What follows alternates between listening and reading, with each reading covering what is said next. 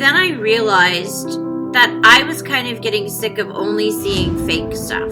If you look at like a lot of real estate agents, all they post is like just listed, just sold, and you do it differently. Kelly Robinson. Yes, Kelly Robinson. You work with a high-profile clientele. You sell a lot of remarkable properties all over Manhattan. You are a team leader, and you have your podcast. I'm the first person to say, don't buy right now, don't sell right now. It's not about being transactional. It's about having the relationship and genuinely caring about their needs. And I think it's led me to build really strong relationships with my clients that have lasted the whole 18 years that I've been doing real estate. I personally have struggled with generalized anxiety. I know that I have taught myself how to calm myself down, and my anxiety is internal. It's all just like eating me up inside. That can be debilitating, but I've learned to overcome that as well. And, you know, some days I'm better at it than others, and it's not every day. What are some tools that you use to overcome anxiety now?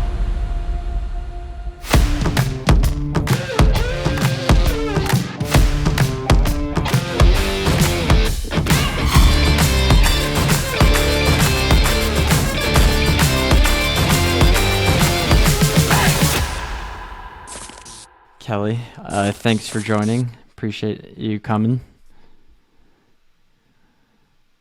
So I was curious because you work with a high-profile clientele. You sell a lot of remarkable properties in the Upper West Side, East Side, Tribeca, Chelsea, all over Manhattan. And you are a team leader. You're in the sports and entertainment division in the Realm Global member, and you have your podcast. How are you doing all of this? I have no idea. I think ever since I was a kid, I've always been a really busy person. My best friend since age 4 recently said to me, "You're the busiest person I know, and I don't even know what you were always the busiest kid I knew, and I didn't even know what you were doing." I have to be busy or I don't feel like I'm achieving something. But I also have to say I have an incredible director of operations. She's a magician. I don't know how she does everything that she does. And I also have 6 interns right now. I have interns at any given time of the year. It's a great way to not only, get extra help, but also learn. I learned so much from my interns. So when did you get your director of operations in your business? So I've had assistants probably ever since 2011. And, I've had some really great assistants and I've had some not so great assistants. It's really, really tough in real estate to get a good assistant. And I finally found Samantha, and she was so amazing. I was like, "You're not an assistant, you're a director of operations." So we basically changed her title because she was just so overqualified for the title of assistant. She does so much. I mean, she runs the team and my podcast and my website and not my personal life. I would never have anybody, do my personal stuff. I know a lot of people do that, but I wouldn't ever want somebody to do that. But she's just amazing. I also have a startup on the side that's not real estate related, and she helps with that too. You got your hands in a lot of different pots right now. I know. So. Well, what has that made a drastic difference in your business, having someone play that role of director of operations? Absolutely. I would not be able to do what I'm doing without her. I wouldn't be as productive. I wouldn't be making as much money. I am not me without her. Yeah, makes sense. Probably more of a visionary type person, and she kind of keeps you grounded on the small details. She does, but she's also a visionary, and she's so creative. She's like both sides of the brain. She's really analytical, but she's also really creative. She's also one of those people who's like the president of everything. You know, she was like the president of her theater group when she was in school, and I'm pretty sure she was on student council, and now she's the president of the Young Professionals New York chapter at Compass, and she's just, you know, but she's also super creative, and I run everything by her. You know, when somebody wants me to make a big business decision, I always ask Samantha what she thinks, because her opinion means so much to me. So you have 6 interns working for you, and you constantly have them, and hiring her and finding her. What do you look for in like a hire? And you're like, okay, this person I can tell is going to be a great person to work with, or what are the, yeah, what do you look for? So in anybody, whether it's an agent, a director of operations, an intern, first I look for loyalty. You can be a kick-ass salesperson, but if I can't trust you and I don't know if you're going to be ethical, you're not going to be working with me. The other thing is obviously competence. So we give them tests for whatever it is that their role is going to be. We give them tests and kind of mock projects to do. And, Okay. you know, I have to say, except for maybe one intern, I've never been disappointed. I've always been floored by how incredible these people are. Yeah. So first, I want to touch on the loyalty thing, because it's kind of, when you're hiring someone, the interview process is like the honeymoon phase. It's like the best you'll ever get from them. So it's sometimes easy to kind of see past that, or like for them to kind of like fake it. How do you kind of dig that out of them and figure out if they're actually loyal? Well, I simply ask them about their goals. You know, what's your 5-year plan? What's your 1-year plan? What's your 10-year plan? And most people will say, you know, I want, or why do you want to be on a team? And most people who are not right for my team will say, I want to leverage your experience and then go out and build my own team. And I'm looking to build a team that is, you know, has longevity.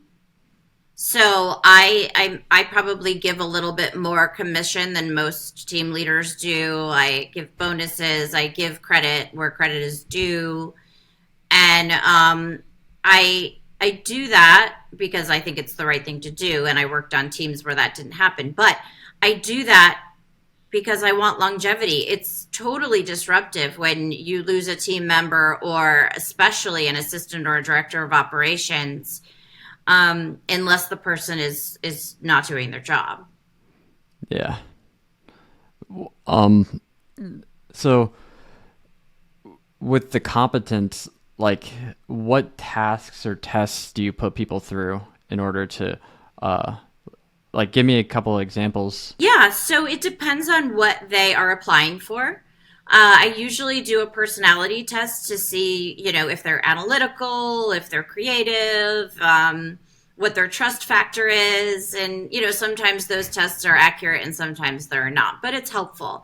And Yeah. then we give them mock projects, something like if somebody's interning for me for my podcast, I would have them, you know, write up guest notes to help me research a guest, and maybe think of some titles or some themes, and also help with some questions. And if they are helping with social media and marketing, I have them put together a listing presentation or a social media post and talk to me about the analytics and the engagement rates and all of that stuff. And if they're a director of operations, I have them, you know, write up a deal sheet and, you know, put together a mini purchase application, stuff like that. So it's really whatever it is that they're applying for. We give them a project to do and see how they do it. I can imagine that's a lot of leverage, because I know for myself, going through the process of like a podcast, trying to find people, researching them, getting questions, it's probably been pretty helpful. And and nice to be able to have that support.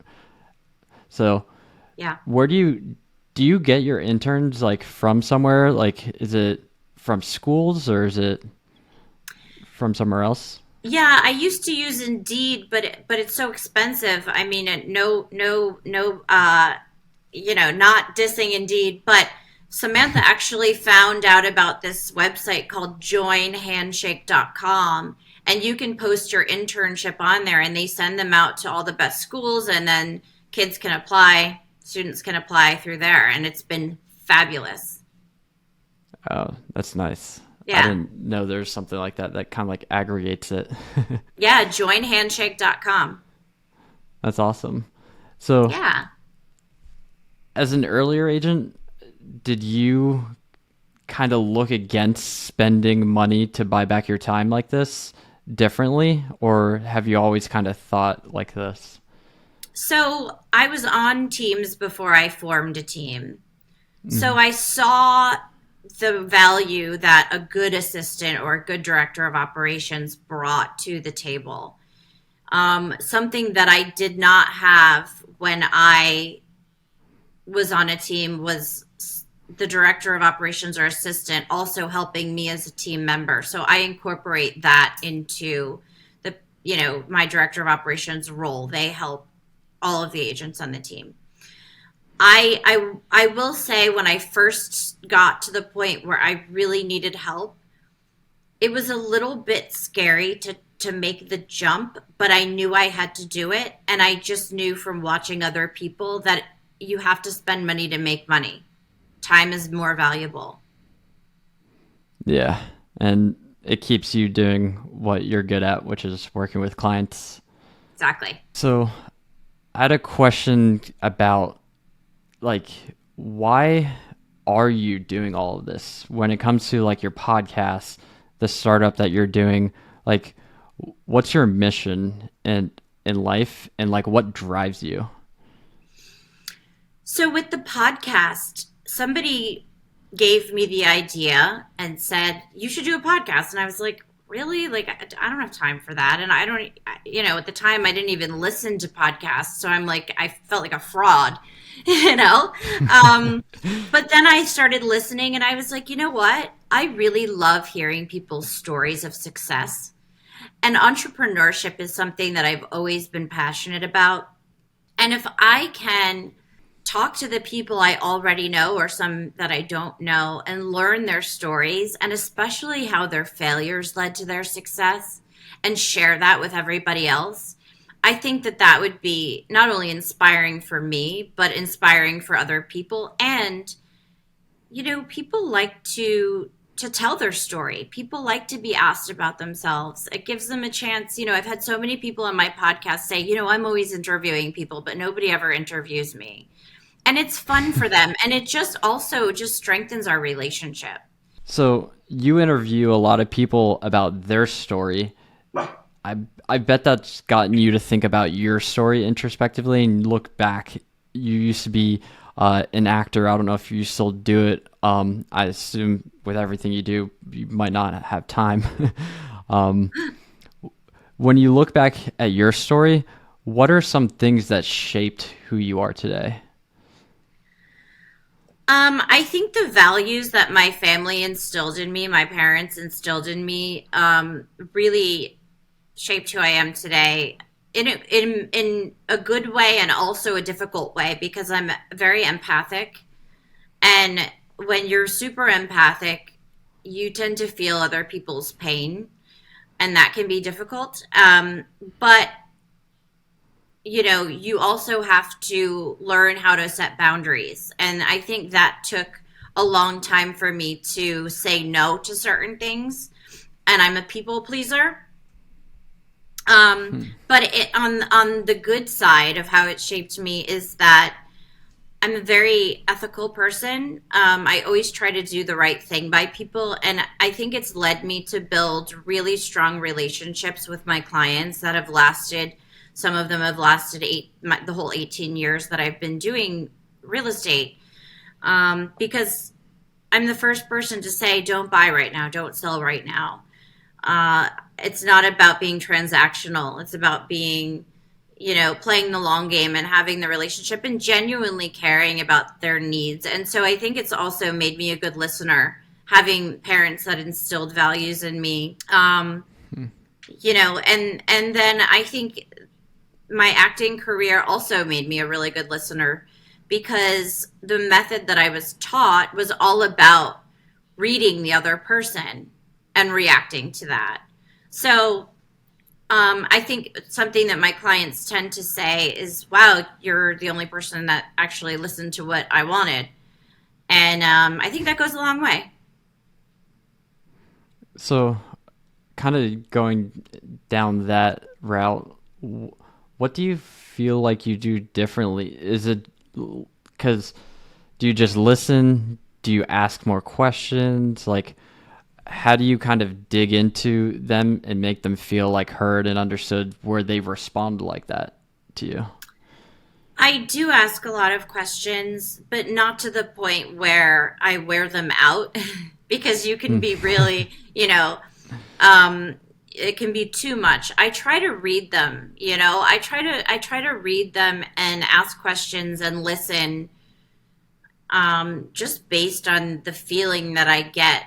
Some people hold things very close to their chests and are very private. And New York City real estate is not private. You have to show your whole financial picture to pretty much any property that you apply to buy. But I watch people in the space because sometimes what people say isn't necessarily what they mean, and sometimes just their physical reaction to a space is important in getting a sense of what they want if they're not a big talker. Um, so yeah, I really just try to be their friend, not get too personal, but be their friend, and just try to find out exactly what it is that motivates them and what they really need in a home. With someone who's kind of being guarded with you, they're not really opening up. How do you get them to start to like peel back the layers? I don't know. I think again, I just try to be really authentic and not have any airs about me. And I think that makes people feel more comfortable opening up. Also, the nature of New York City real estate when it comes to working with buyers is that they have to show so much of their financial picture, their personal life, reference letters, all of these things. And I tell them this ahead of time. I warn them ahead of time so that they can make a choice on what type of properties they want to look at.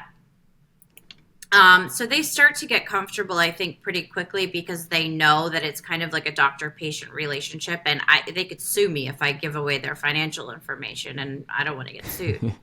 So, Yeah. I think it's just a combination of those things. You mentioned being an empath. It's kind of hard to, it can be heavy on you.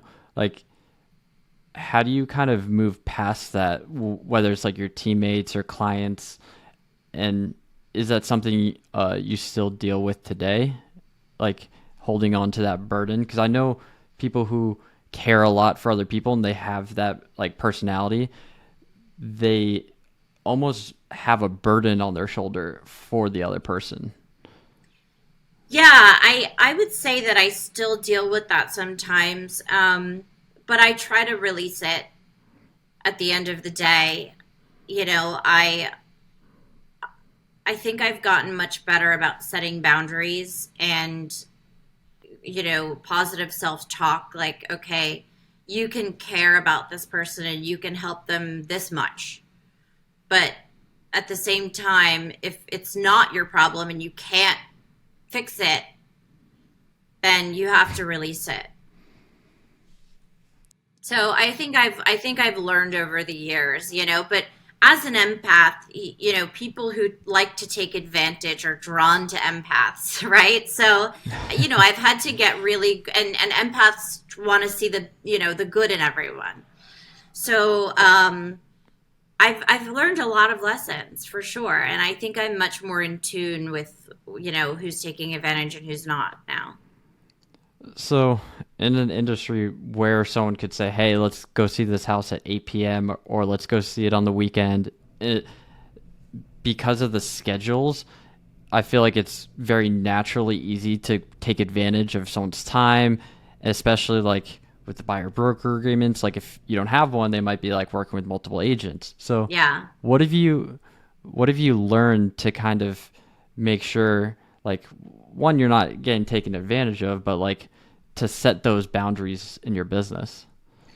Yeah, I've been lucky. I actually love working with buyers, and I think it makes me a better listing agent because I understand the market at any given time. And buyers tend to be less loyal than sellers, right? Because you don't have an agreement.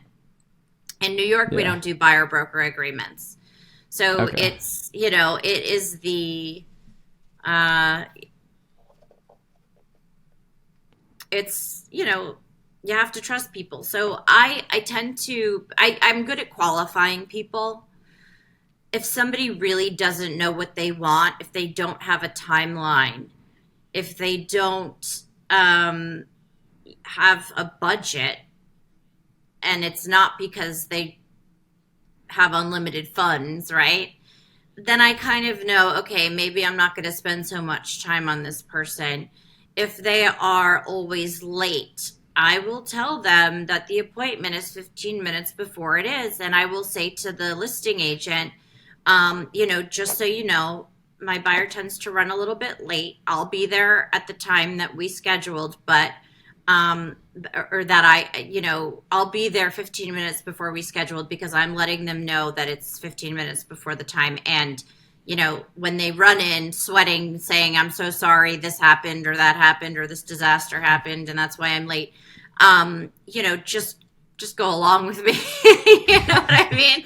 Because then it's the domino effect and everybody's late and everybody's pissed. So I've learned to um just kind of work around those things. And then at 8 o'clock at night, I almost rarely show properties at 8 o'clock at night unless somebody really wants to hear the noise at night or see the night view, and then we make it a special visit. But it's tough when you're working with people who work long hours, for sure, to say no. Yeah.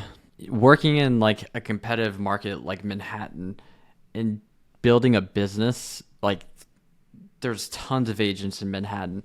What were like the two or maybe three things that helped you build your business to where it is today? Again, I think it's just listening and really understanding the motivation of the buyer or the seller, what their needs are, and doing everything I can to help them realize those goals and those needs. And it just turned into referrals.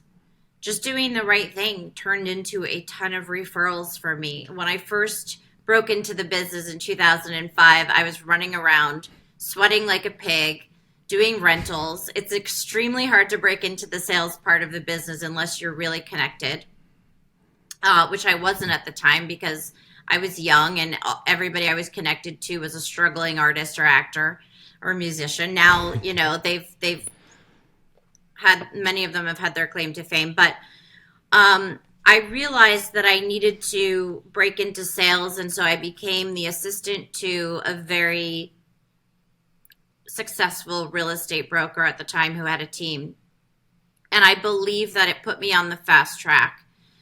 I had to do everything all at once. I had to learn everything really quickly, and I was given leads, and I learned fast, and then I learned how to prospect fast, and I hate prospecting.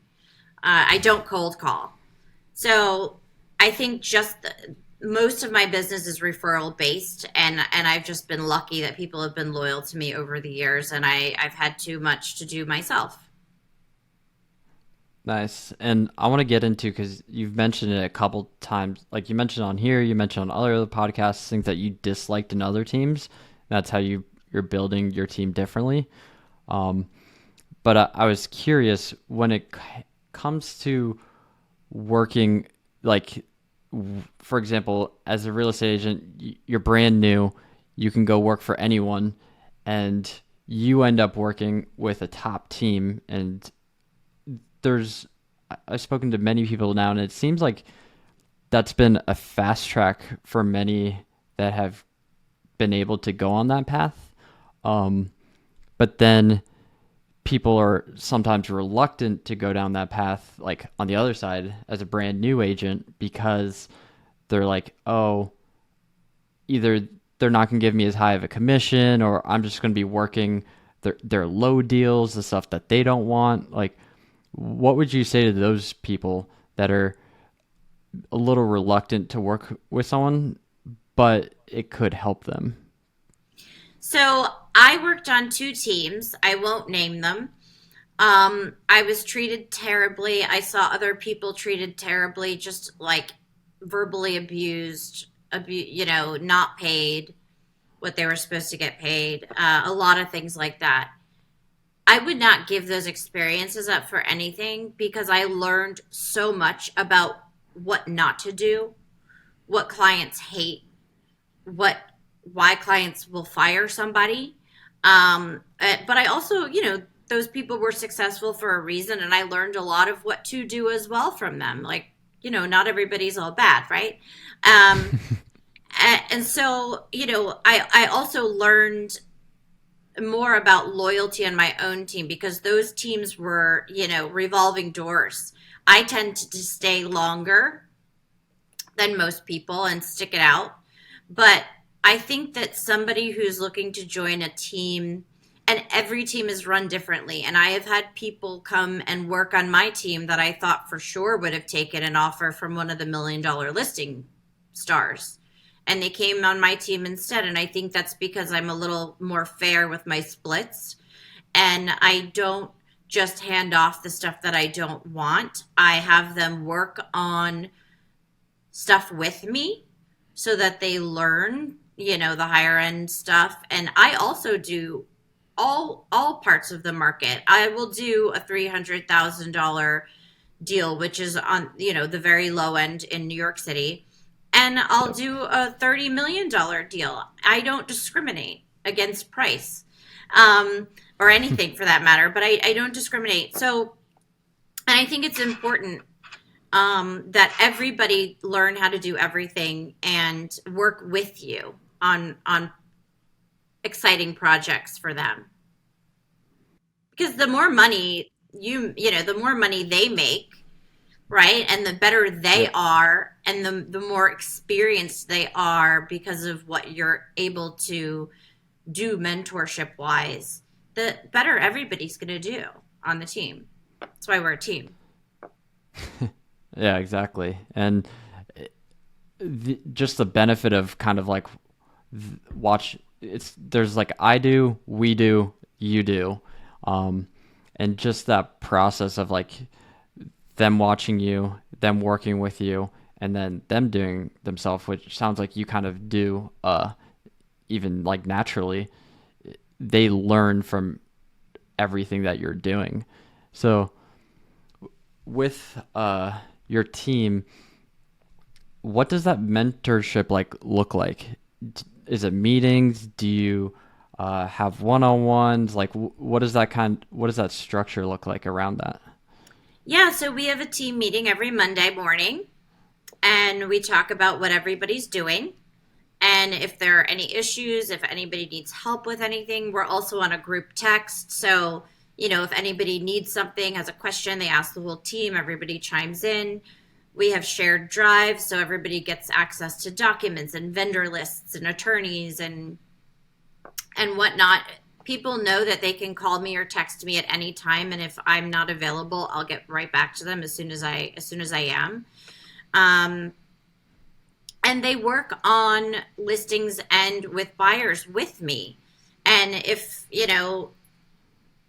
they're new, I let them shadow me. Most of my clients are, if they're buying, most of my buyers will allow a brand new agent to come and shadow while they're looking at properties. So, and if it's a listing of mine and they're helping me to show it, they come with me the first few showings. They learn how I like to present the property, and they learn that way as well. And I learn from them too. What if one of your team members taught you recently? I mean, Samantha teaches me stuff every day. She's like about organization and everything else. Um, just different ways of handling things. Like somebody will handle something in a way that's really interesting, and I'll be like, "Wow, you know what? That's ingenious." Or they might have criticism about the way that something's being run on the team, and I always give them the opportunity to give corrective criticism or voice their ideas. And if we can agree on it, then we put them into play. The other thing I do with my team structure is that if somebody brings in the same amount of GCI or more than I do for 2 consecutive years, they can become my partner, and I will rebrand the team. And it doesn't have to be the Kelly Robinson team anymore. We can co-brand and make it about all of us. It doesn't have to be about me. I want us to all do well. Nice. Wow, that's awesome. Um, so when it comes to like how you guys are getting business like right now, w- are you guys, I guess first, is New York pretty low inventory right now? Is it tight market? It is. Yeah, it's tight. It's a tight market, but there are still things that are sitting mostly on renovated properties or properties that face a wall or have an awkward layout, or if the building has financial issues. But the good stuff is going like crazy and at and above the asking price. Yeah. So what are you doing with your team now that might be a little different, or maybe it's going back to the basics to get business in a market that's high interest rates, inventory's tight, not as many listings are coming on the market? What are you guys doing right now? So we do a lot of different things. First, I tell people how to tap into potential off-market properties. Get their buyer. Work with buyers if there aren't enough sellers, right? Work with buyers and really get a good sense of the buildings the buyers love, the things the buyers really like, and then go and find somebody who's got something that's not on the market, get in touch with them and see if they're willing to sell. And a lot of times they are. The other thing that we do is, I also am in the Street Easy luxury program. It's not something you pay for. It's just a referral fee. I've done enough luxury deals to be in that program, and we get leads from that I just pass out to my team members. I give them, leads from my website all the time. And we also do entertainer and athlete education, and we build our pipeline that way. And I just tell people, look, it is a tough market. There's not a lot of inventory, but you should be building your pipeline, right? Because it's going to change at some point. So just be frugal, but build your pipeline. This is a skill market. It's time to get creative and learn something new with regards to this industry and get better at your craft. I want to get into like the athlete side a little bit, because I heard you have like a course that I think you're building or almost done building. Yeah. Nice. Why are you building that? So, from a personal perspective, I wish, when I was an actress, that somebody would have given me advice about potential real estate investments or just financial investments. And I think that especially brand new successful entertainers and athletes, many times they are just thrown into a big paycheck that they've never seen before, and they don't realize what the tax ramifications are going to be. They don't know if they're going to get injured tomorrow. They don't know if they're going to be a one-hit wonder. And while that sounds negative, it's the reality. And so I've always wanted to give back, and I don't expect anything from it. I like to educate people on building passive income through real estate investments. And I happen to have a lot of contacts in both industries, whether it's owners of teams, college coaches, agents. I'm still friends with my agent from when I was 15 years old. So, I have and producers and people like that. So, um, you know, they all think it's a great idea. A lot of them feel for their players, and their clients in entertainment, and they wish that they would be more responsible with their money, because they care about them, and they don't want to see them, one day be worth $100 million and the next day be broke.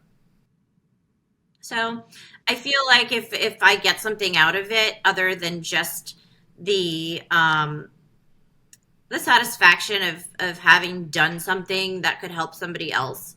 If I don't get a big deal out of it, that's okay. I think that karma comes back to you one way or another. Yeah, I agree. What's that course going to look like? Is it going to be like you're going to have in-person trainings, or is it going to be like all online through video? How are you going to facilitate it? So it depends on what exactly and where exactly they want, right? So if it's somebody, I mean, I'm happy to fly to California. That's not a problem for me. But I'm also happy to do it over Zoom if that's easier for everybody and more people are going to attend. So I do have a commercial real estate agent. I have a financial advisor who's an independent advisor. So because many banks won't allow people to do these types of things, so it has to be an independent advisor, an attorney, an accountant. Everybody specializes in sports and entertainment in their respective fields, and we not only discuss New York real estate, but real estate in general. In general, small investments that you can make for short and long term rental properties all over the country. We pulled data for what the best places to buy and start off with maybe a $10,000 down payment is, just to get your feet wet. And we do the math with them. And then there's another aspect to it, that if a team, especially sports teams, if a coach or a co-owner wants us to do this, we can do wellness as well. I've partnered up with a company that they do wellness for athletes, so that they lessen their chances of getting injured. So we make it a wellness and financial health weekend. Okay, so it's kind of like a weekend mastermind or something like that? Yeah, it can be. If we do the wellness part of it, we can do a wellness or and financial health weekend, or a few days, or what have you. If it's if they don't have the time, or they don't want to spend that long with us, or they just want the financial side of it, then we can do 2 hours. Okay, because I could imagine like some might say, well, everybody. I shouldn't say everybody. The ego kind of comes into play sometimes, and they might say, why am I like learning about like finance? Do you already kind of like, those people just aren't attracted to something like this? Or I guess, how do you get the athletes, the entertainers, and all of them into the course? Is it through your network or some other means? Yeah, usually it's the coach or one of the team owners or their agent or their manager who suggests it or requires it. And that's Okay. how we get them. And of course, you're not going to win everybody over, right? But if you can help one Yep. or two people, then you've done your job. So not like your agent, because you've had a relationship with them since you're 15. um, how did you build some of these relationships? Like, how did you get them to like answer the phone, or get them to take the meeting and like start that conversation? It's funny you say that. I've never cold called anyone Yep. For this purpose. I've met them at charity events. I've met them through contacts of mine. I've met, I knew producers and people from my own career, but people that I didn't know first. One or two of them I interviewed on my podcast. I thought they had an interesting story, and I asked them if they would be a guest, and they said yes. And business came from that, which I wasn't expecting, but it's nice. A lot of it's been connections and a lot of it's been accidental. I have a really funny story. I was in LA for the Grammys. I was staying at the London Hotel, and I had gone on Grammys Day to Griffith Park to go for a hike. And anybody who knows Griffith Park knows that if you're not paying attention, you could fall into a very dangerous ditch because they're everywhere. And I was not paying attention. I was looking at the beautiful views and not looking right in front of me, and I fell into a ditch in Griffith Park. Luckily, I came with just a few cuts and bruises. A lovely woman helped me out, and I was wearing all black from head to toe. And I get back to the London Hotel, and I get into the elevator, and I'm dusty from the top of my head to the bottom of my shoes. And it's like impossible to get that yellow dust off of your body, right? Like it's just impossible. You have to really. So I cannot wait to get into my room and hide. And I get in the elevator, and there's somebody that looks familiar to me, and two people in the elevator are whispering. And the guy looks at me, and he goes, shoot, I'm running late for the show. And I was like, oh, well, you better hurry up. Like, I don't want anybody looking at me right now. And the next day, he and I both geotagged the hotel on social media. And this is the power of social media. That's another way I've gotten a lot of my clients through social media. But so I saw that he geotagged it, and I reached out to him, and I said, did you make the show on time?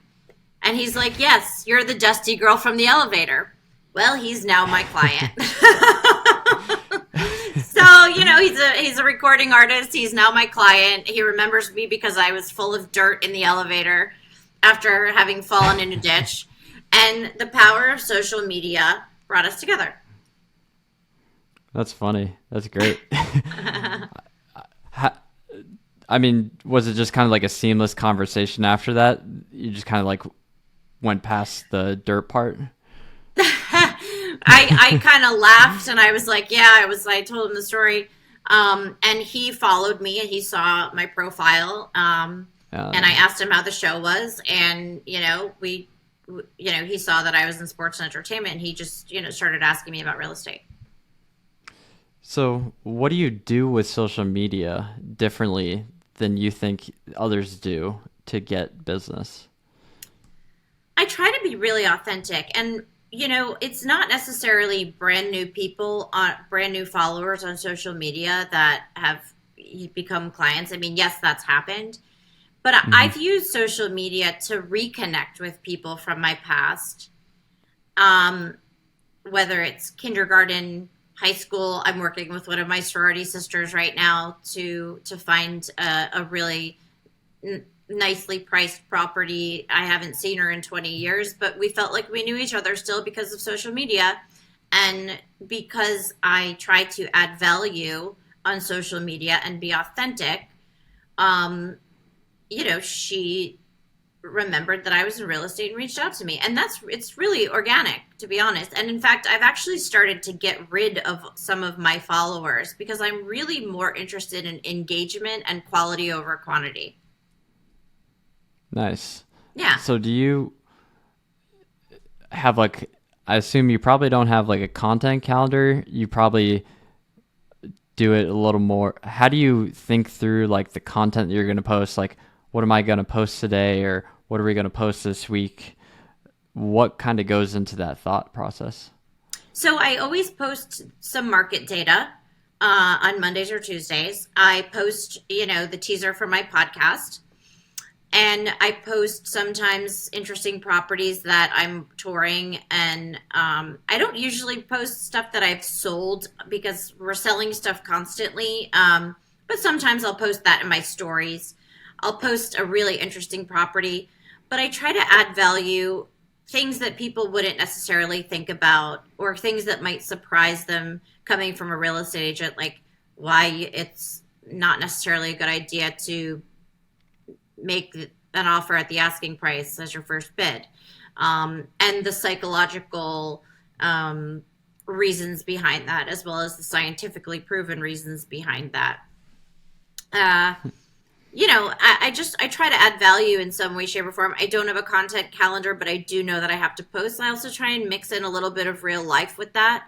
When I first started my Instagram, I just wanted to post beautiful architecture and talk about the history of real estate, and I thought that that would be interesting. And I had an intern at the time helping me, and he was like, "People want to see you," and I was like, "I feel so narcissistic, though." Posting pictures of myself. And he's like, no, but people want to relate to you. Yep. So I started doing that, and my Instagram grew. Nice. Yeah. Were you always just authentic, or did it kind of come through acting over time? Like, where did that start to come from? I think, when I first started posting on social media, like MySpace, I'm dating myself right now. I think that, like everybody, you want to post the good stuff, right? You don't necessarily want to post the bad stuff. But then I realized that I was kind of getting sick of only seeing fake stuff from other people. And I was like, I'm going to start posting what I want to see. And if I want to hear a little bit more about somebody's authentic self, then I'm going to be authentic, even if it's uncomfortable for me. Yeah, the reason I ask is because from like an outside perspective, like I was born in New York, came to Tampa, but like you can look into New York and some people would assume it's like, oh, it's a lot of inauthenticity, kind of like the same with like Miami. It gets that like stigma. Yeah. Especially if you look at like a lot of real estate agents in like really any city, all they post is like just listed, just sold, and you do it differently. Want you want them to know who you are, like not just, hey, I'm selling real estate. Yeah, I mean, one of the posts that I did that was the most engaged with was when I got deported last summer from Turkey. You know what I mean? Like, people, I didn't commit a crime. I promise. It's a long story, but yeah, I got deported from Turkey, and people want to see the shit that you go through, like that things are not all rainbows and unicorns, and how you deal with that. You know what I mean? Like, that's interesting. That's more interesting than a pretty home every other day. So why did you get deported from Turkey? If you could say. I can say. So I had been scrambling to get my passport renewed before I went, because a lot of other countries want to see 6 months left on your passport, and I only had 4 months left. But they gave me the travel visa, so I went, and when I got there, I just had to pay a fine, and they stamped my passport, and they gave me an exception. And I said to the woman, is there anything I need to know about this? She spoke perfect English, and she said no. And I said, okay. Nobody gave me any literature about, anything. And in the middle of my trip in Turkey, my ex-boyfriend and I decided we went to Italy for like a week and a half. So when we came back into Istanbul, they wouldn't let me in the country. And I learned that night that they only give one exception per person per year. So I was in airport jail. It was not fun, but it wasn't like terrible either. We had to get escorted on to a flight. My passport was confiscated, and I was escorted on and off a flight. And I got home and I used this company called Passports and Visas.com, which I wish I had known about sooner. Because before I had gone to Turkey, I was trying for a couple of months prior to which I was traveling internationally and needed my passport to get an expedited passport. And the only appointment they had was one day, and it was in Hawaii. So I couldn't, so I didn't know about this company, Passports and Visas, and you pay them and they expedite your passport and they can do it within a couple of days, but you have to have flights booked out of the country and, a bunch of different things in order to get it done. So that's what I did, and I went back to Turkey. Because who goes funny. back after that happens? Me. I went back, but Yeah. it was worth it. I love Turkey. Turkey's a wonderful country. I was going to say Italy's beautiful. I haven't been to Turkey, but I've heard great things. Yeah, they're both amazing. You posted like a story just going through this journey, or like a post just talking about it, and people like responded, "You're getting deported." Yeah. Yep. That's funny. I think I posted my new passport photo. Okay. Yeah. And that's what got responses. Well, I posted it with the story. Yeah. I posted. I'd have to look at the Instagram post because it was a year ago. But So, with your podcasts, I know you like pulling like a lot of stories. What have you kind of learned with like going through this? Like, has it helped you with your business? Has it helped you connect with people? What are some of the learning lessons that you've gained from it? it's definitely helped me to build my relationships with the people that I've interviewed, and I just love learning about them. I love learning how they've gotten to where they are, and the other thing I love learning about is the failures, because I've learned even more to embrace my failures. I mean, my own failures from interviewing people for my podcast, because that's really how you learn and grow. And I also had one guest on my show who's extremely successful, founded Kayak, and he was very open wow. about his previous struggle with bipolar disorder. And I think that he said anything goes, you can talk to me about anything. So I brought that up and we talked openly about it, and I was so grateful to him for that, because there are so many people that struggle with mental health, and there's still a stigma, and many of them probably feel like they will never go anywhere because they have this mental health issue. But look at what he's done. And he's overcome bipolar disorder without medication. And he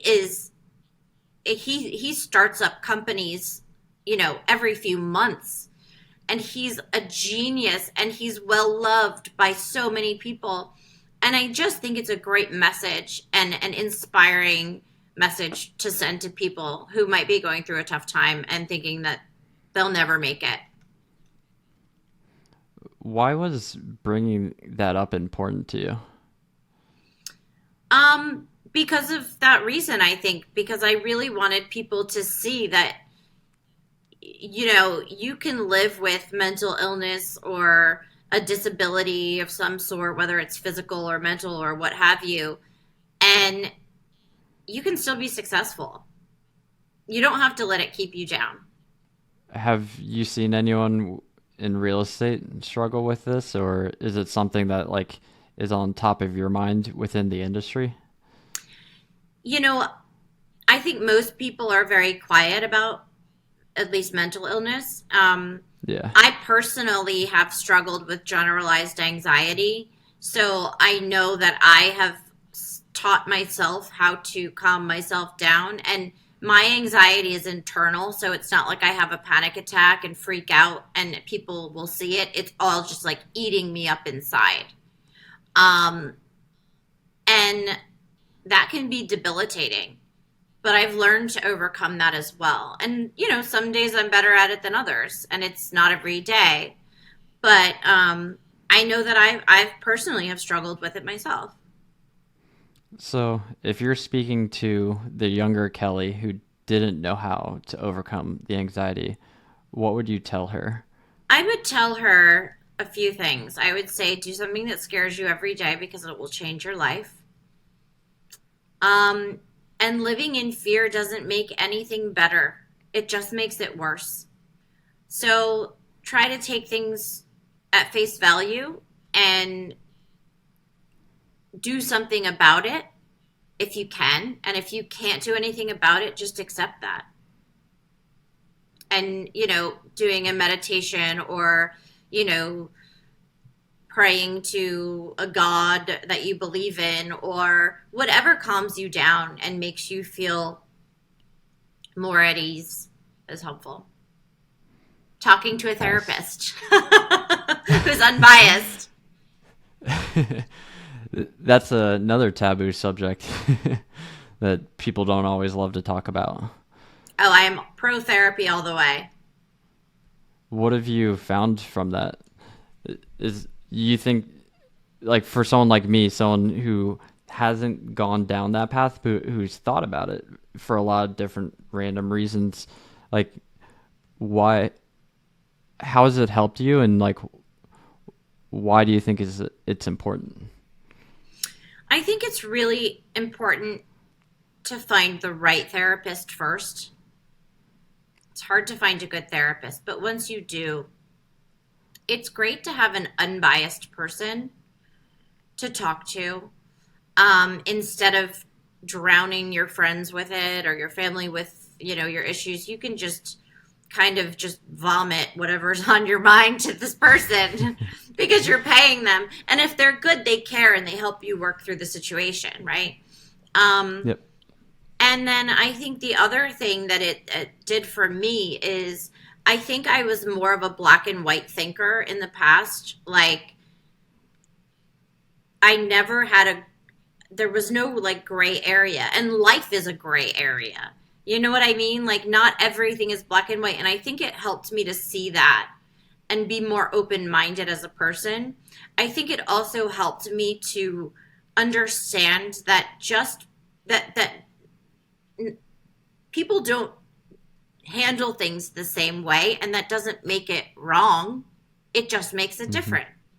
So I think I've become more of an accepting person, both of myself and of others. That's awesome.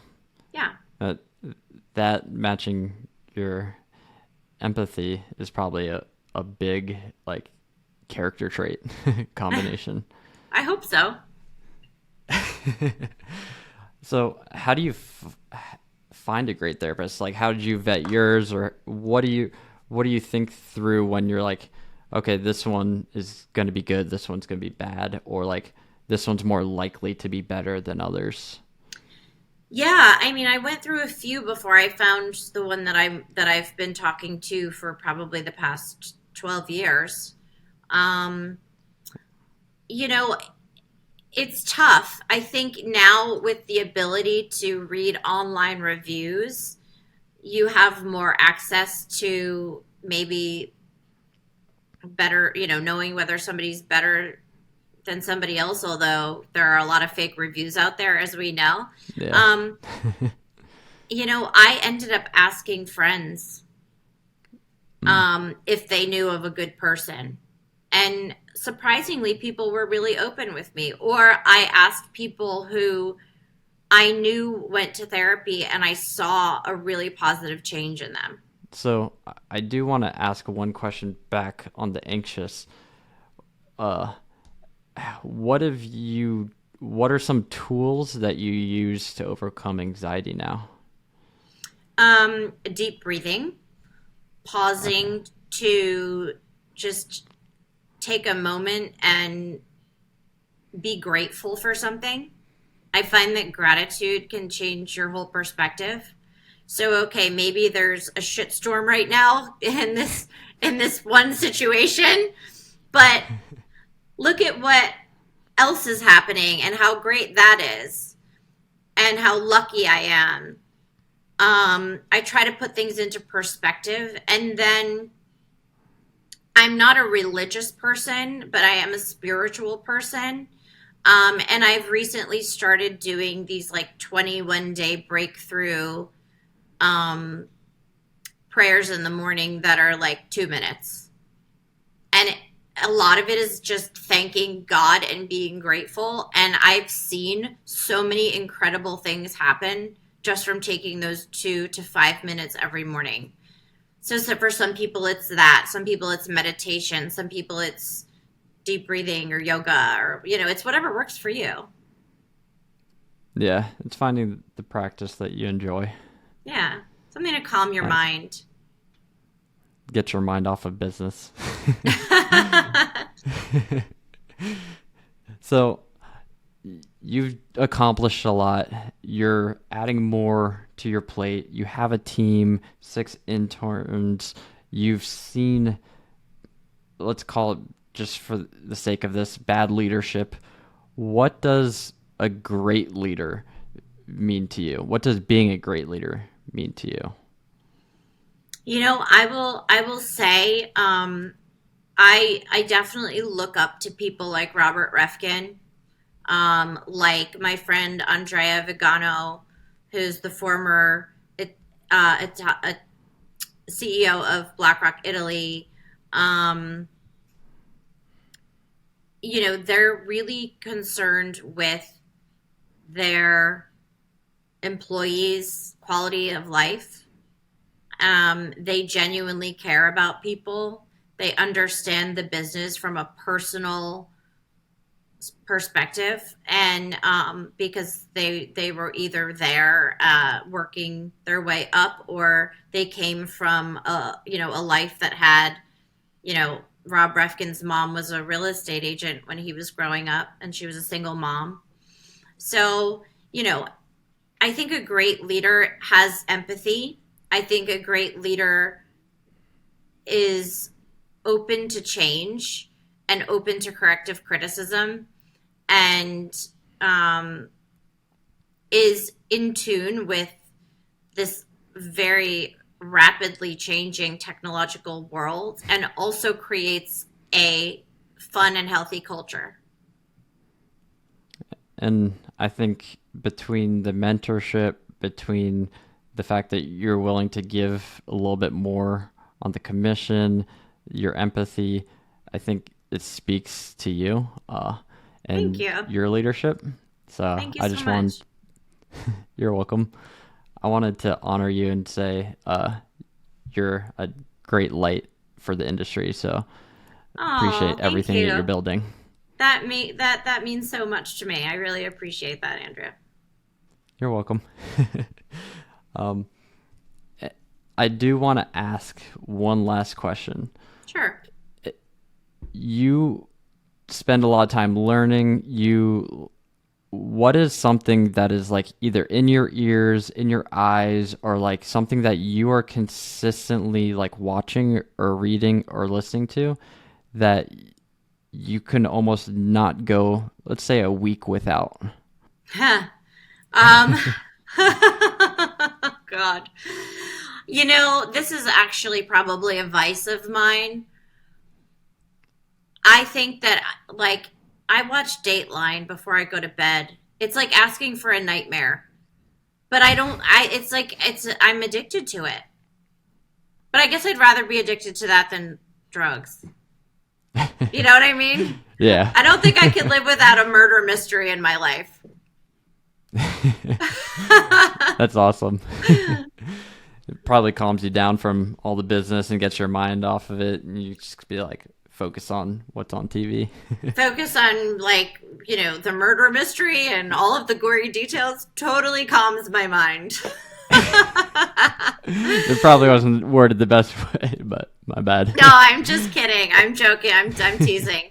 No, it's, in a way it does, even though that sounds sick and twisted. Because I think I've seen every episode, and so it's just like I'm kind of reading and doing other things while I'm watching it. And I think it's just noise. Yeah, like white noise in the background. It's decompression. Or I watch The Office. I go the complete opposite way and watch The Office. That's awesome. Well, I appreciate you coming on and appreciate you sharing your story and everything that you've accomplished and the lessons that you've learned along the way. Thank you so much. I hope you will be on my podcast. I really appreciate you having me on yours. Oh, you're welcome. And yeah, if you want me, I'm more than open to joining and having another conversation. I think that would be fun. Awesome. Thank you.